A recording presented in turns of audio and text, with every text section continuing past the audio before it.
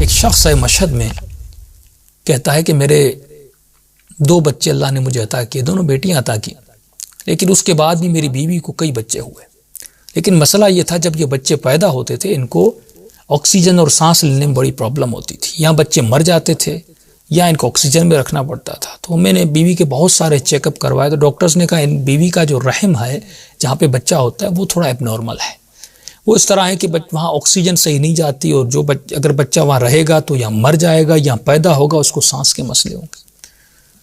تو میں نے کہا بس پروردگارا، بہت متدین اور متقی آدمی تھا، بیوی متدین تھی، کہا میں تھک گیا ہوں، کبھی اس ہاسپٹل میں، کبھی فلاں چیک اپ، کبھی فلاں اسپیشلسٹ کے پاس، کبھی نامحرم ڈاکٹروں کے پاس، مجبوری کی حالت میں جانا پڑتا ہے۔ کہتے میں تنگ آ گیا تھا، میری غیرت اجازت نہیں دے رہی تھی۔ میری بیوی نے کہا بس بچے نہیں چاہیے، میں بھی ہاسپٹل میں یا ڈاکٹرز کے چکر میں نہیں آنا چاہتی۔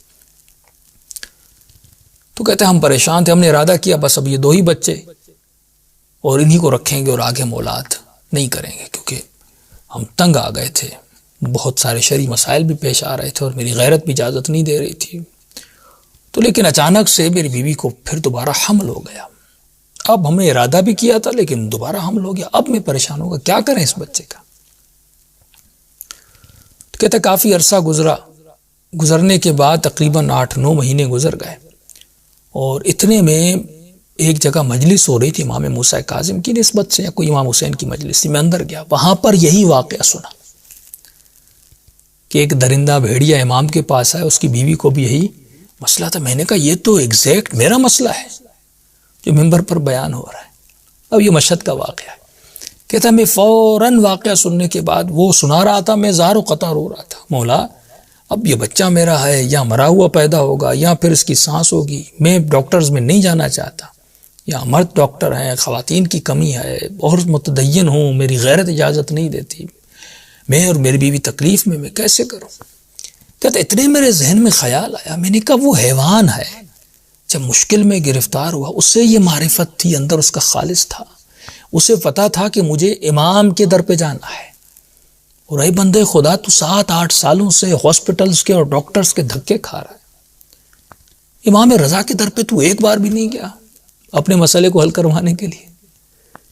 یقین، قلب سلیم۔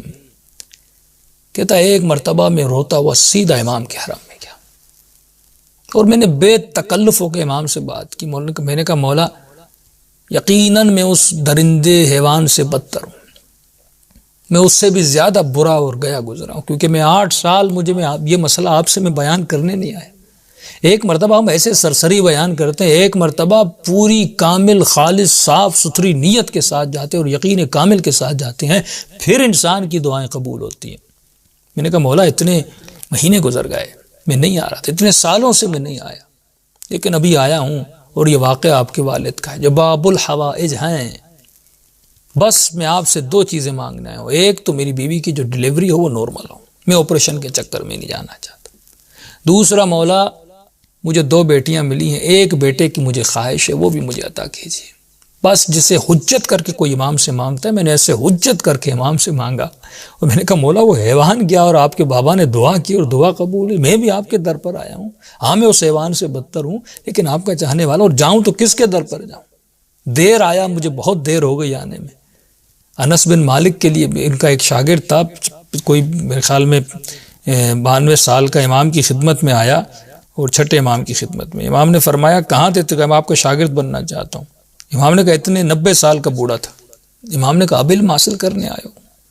اس سے پہلے کہاں تھے؟ اس نے کہا اس سے پہلے انس بن مالک کیا تھے۔ امام نے کہا اسی کے پاس چلے جاؤ۔ جب انسان یہ توجہ نہیں کرتا، جب یہ محسوس نہیں کرتا، کیونکہ اس کا اندر خالص نہیں، ہم ملاوٹی ہیں۔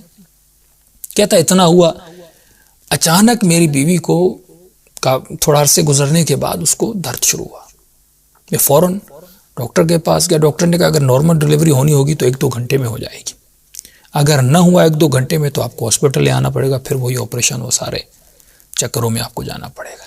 کہتا بیوی کو گھر لے آیا، اور جو ہے اس کے درد اور زیادہ ہوئے۔